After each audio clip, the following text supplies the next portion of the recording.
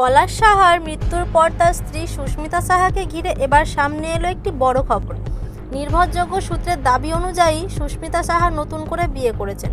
বিষয়টি প্রকাশ্যে আসতেই সামাজিক মাধ্যমে শুরু হয়েছে ব্যাপক আলোচনা ও চর্চা। জানা যাচ্ছে বিয়েটি খুব বেশি আড়ম্বর ছড়ায় সম্পূর্ণ ব্যক্তিগত পরিসরে সম্পন্ন হয়েছে। ঘনিষ্ঠ কিছু মানুষ ছাড়া সেখানে কাউকে রাখা হয়নি। সেই কারণেই এতদিন বিষয়টি প্রকাশ্যে আসেনি বলে জানা গেছে। সম্প্রতি একটি পারিবারিক অনুষ্ঠানে সুস্মিতাকে বিশেষ সাজে দেখা যাওয়ার পর থেকেই এই খবর ছড়িয়ে পড়ে। এরপর ধীরে ধীরে বিষয়টি নিয়ে বিভিন্ন মহলে আলোচনা শুরু হয় এবং এখনও তা সোশ্যাল মিডিয়ায় আলোচিত টপিকে পরিণত হয়েছে। এই খবর সামনে আসার পর মানুষের প্রতিক্রিয়া ভিন্ন ভিন্ন রকমের।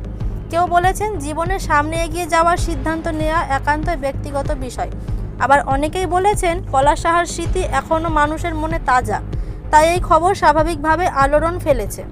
তবে এ বিষয়ে এখনও পর্যন্ত সুস্মিতা সাহার পক্ষ থেকে কোনো প্রকাশ্য বক্তব্য আসেনি। তিনি পুরো বিষয়টি নীরবতার মধ্যেই রাখছেন।